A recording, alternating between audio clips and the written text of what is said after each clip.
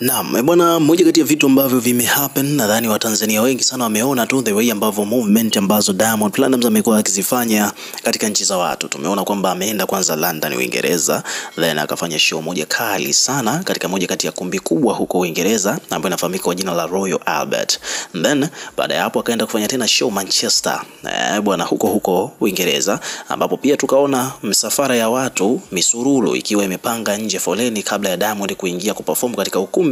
Misururu ya watu ilikuwepo nje pale. Kwa hiyo show pia ilikuwa very successful. Baada ya Manchester, Diamond akaenda Scotland, then akaenda Marekani katika tamasha la Hot Summer Festival, Summer Jam Hot 97, ambapo huko napo pia alikiwasha vile vile, akapanda jukwani na wasanii wakubwa tu huko Marekani akiwemo Meek Mill, Ja Rule na wengine wengi. Lakini pia kutoka Afrika pia kulikuwa kuna Asake na Ira Star na wengine kibao. Baada ya hapo ni kwamba Diamond Platnumz akarudi tena Uingereza kwa ajili ya kufanya live stream na moja kati ya ma DJ wa online wakubwa tu ambaye ameshafanya live stream na ma celebrity wengi sana duniani. Kwa Diamond pia akafanya hivyo. Then tukamwona Paris akiwa amelink na wakina Davido na washikaji wengine kibao, mastaa wengi tu wakubwa kutoka Afrika. And then tukamwona tena katika tamasha la fashion akiwa amesita cross Rihanna. Yani Rihanna kakaa pale na mwanae Diamond amekaa upande huu hapa. Kwa hiyo mix lazima walikuwa tu wametazamana somehow. Umeona bwana? Then baada ya hapo tukamwona Diamond akiwa kama model katika moja kati ya runways za moja kati ya matamasha makubwa ya Paris Fashion Week huko Ufaransa. Umeona bwana? Alafu then baada ya hapo ndo tumemwona mwenetu amerudi town Tanzania leo hii jioni. Sasa hizi ni movements ambazo Diamond amezifanya ambazo ziko very positive kwa mziki wa Bongo Flavor na kuiweka Tanzania kwenye ramani au vibana. So hapa kuna mdau hapa Haja the Incredible amekuja kulizungumzia hilo swala akiwa amesema kwamba bwana Zig Ziglar, huyu ni mwandishi wa vitabu kutoka nchini Marekani, alishawahi kunukuliwa akisema kwamba you don't build business, you build people and then people build the business. Yani kwamba huwezi ukajenga biashara, unajenga watu alafu watu watajenga biashara. Umeona bwana? Yani biashara hujengwa na watu. Umeona bwana? So kwa hii network aliyoisuka Diamond Platnumz, value yake haiwezi ikawa the same tena. Yani his value won't be the same anymore. Umeona bwana? Yani value yake lazima itapanda na haitobaki pale pale ilipokuwa kama hapo awali. Makampuni yajipange kiukweli. Umeona kwa sababu tumemwona Diamond amekuwa endorsed mpaka na moja kati ya kampuni kubwa sana za fashion, hususan kwenye upande wa sportwear, lakini pia katika fashion wear casual. Hii ni Adidas. Umeona ukiachana na Adidas tunajua kabisa kwamba kampuni kubwa kuna Nike na Adidas. Alafu wanakuja hao wengine Puma, Reebok na nyingine tofauti, lakini Nike na Adidas ni kampuni kubwa mbili, yani giant companies kwenye upande wa sportwear, lakini pia hata casual wear siku hizi wamejiongeza huko pia.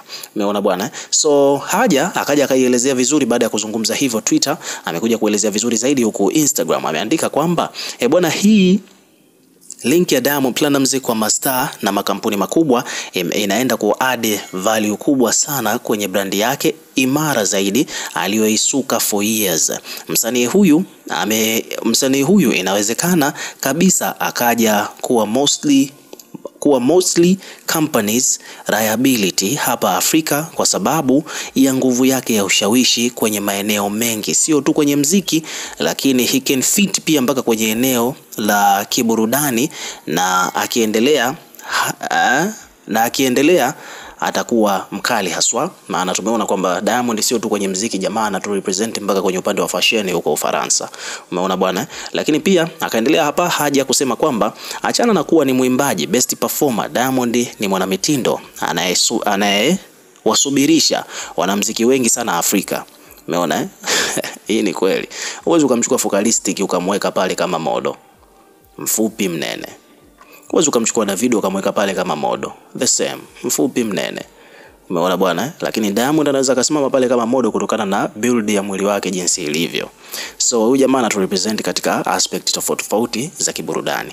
Haya, akaendelea hapa kusema kwamba hajaanza leo Tumeshaona kwenye video nyingi sana back in the days akitoka tofauti kabisa kwenye eneo la ubunifu wa kimavazi, lakini pia vile vile matunzo ya mwili wake kama model vile, akiwa advice kabisa pia vile vile kupitia compliment na deals za upande huo.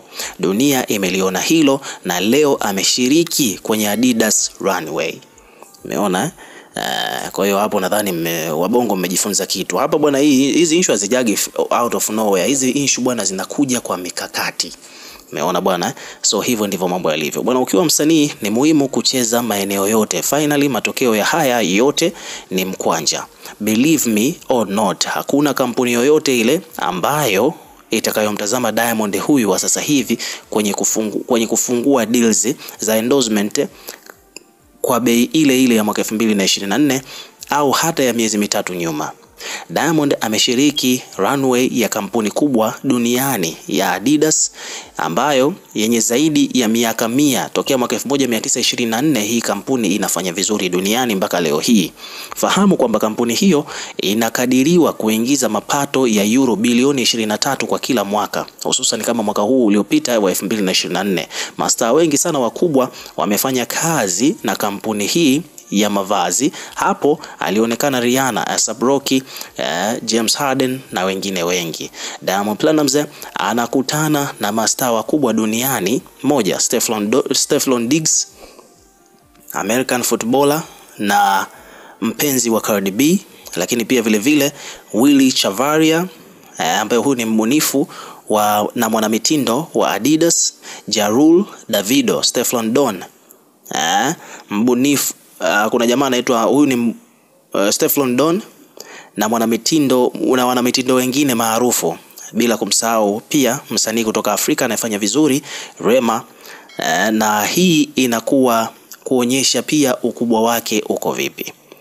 Umeona bwana? So value ya Diamond kwa kifupi ni kwamba sasa hivi imekuwa kubwa zaidi na ni challenge kwa makampuni. Hawawezi tena kuwa wa kawaida kufanya naye kazi kama ilivyokuwa hapo awali.